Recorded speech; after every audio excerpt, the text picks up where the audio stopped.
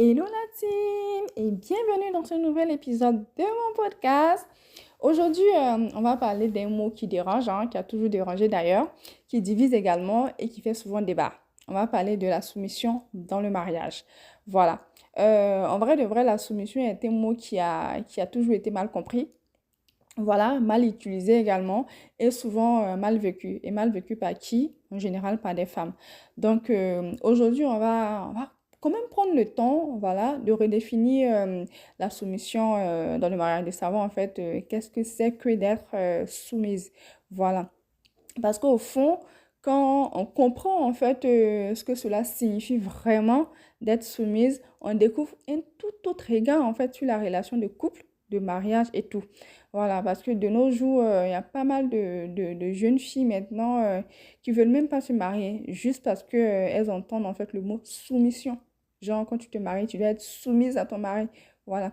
Donc, on va essayer de redéfinir en fait ce mot-là pour avoir en fait un autre regard, voilà, sur ce mot, un regard beaucoup plus sain, beaucoup plus équilibré et surtout beaucoup plus humain en fait. Voilà.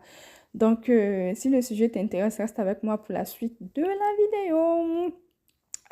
En vrai de vrai, quand on entend en fait le mot soumission dans le cadre du mariage, beaucoup pensent à quelque chose de négatif, tout simplement.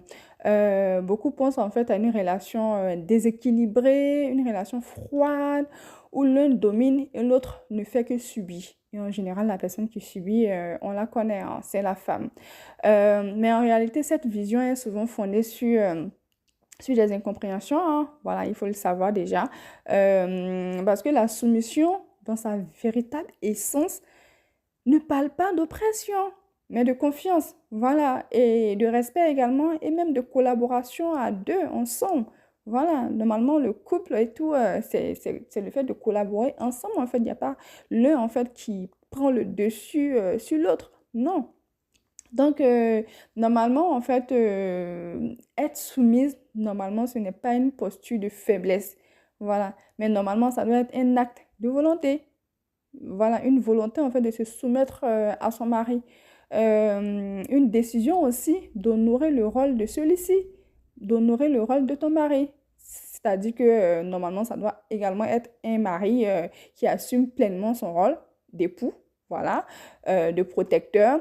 Euh, Ça doit être un mari également qui exerce en fait son rôle avec beaucoup d'amour, avec beaucoup d'humilité et surtout avec beaucoup d'intégrité, quoi. Donc, voilà. Du coup, normalement, pour une femme, être soumise, normalement, ne signifie pas obéir aveuglement ou ne pas avoir son mot à dire dans la relation ou dans le couple. Être soumise, c'est le fait de choisir, on va dire, de suivre un mari qui est bienveillant. Voilà, qui fait tout pour le bien-être du foyer, pour le bien-être des enfants, du couple et tout.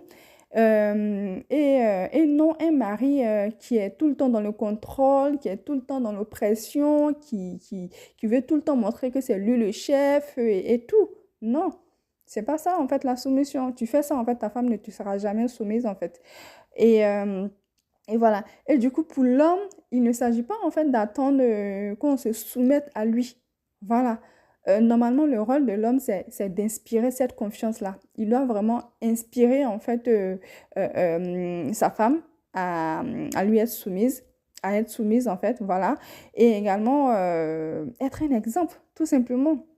L'homme qui mérite une femme soumise est celui en fait qui sait tout simplement reconnaître ses erreurs. Voilà, qui sait garder également son calme face à certaines situations et qui met également l'intérêt du couple au-dessus de son ego, tout simplement. C'est l'homme également qui protège son couple, sa femme, son foyer et ses enfants et qui écoute cette dernière-là. Et voilà, normalement, un homme comme ça, tu n'as même pas besoin de demander à ta femme de t'être soumise. Elle le sera, en fait, naturellement.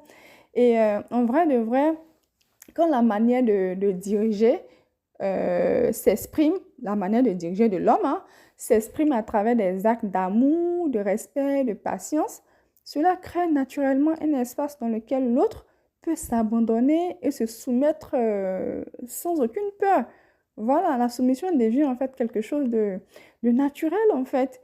Et en général également, dans ce cadre-là, le mariage devient un lieu en fait d'équilibre, pas un rapport de force. Voilà, mais une union en fait profonde.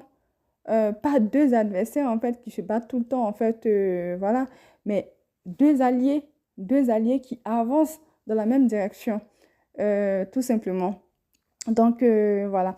En réalité, la soumission, ce n'est pas se rabaisser, ce n'est pas du tout en fait se taire tout le temps.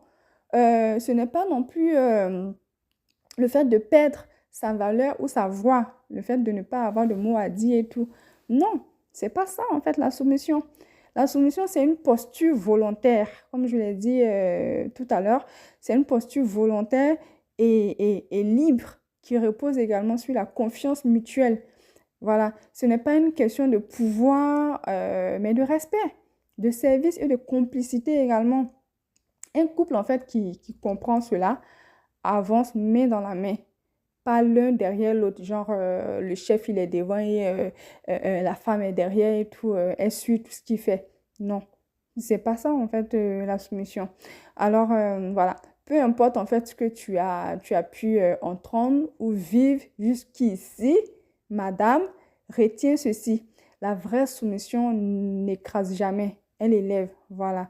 Donc si tu vois que dans ton foyer, tu es tout le temps en bas et tout, c'est lui qui est tout le temps, voilà, c'est pas ça la soumission en fait. Être soumise, c'est pas du tout ça. Voilà. Donc, c'est vraiment un peu ce que j'avais à dire en fait aujourd'hui. Je pense que c'est un sujet à approfondir encore plus. Je pense que je vais encore parler en fait de ce sujet-là parce qu'il y a plein de choses à dire là-dessus. Et voilà. En tout cas, merci à vous de m'avoir écouté aujourd'hui. N'hésitez pas à me dire ce que vous pensez en tout cas de cet épisode de podcast. Et n'hésitez pas également à liker la vidéo, à la partager autour de vous. Et moi, je vous dis à très bientôt dans un prochain épisode. Bye bye!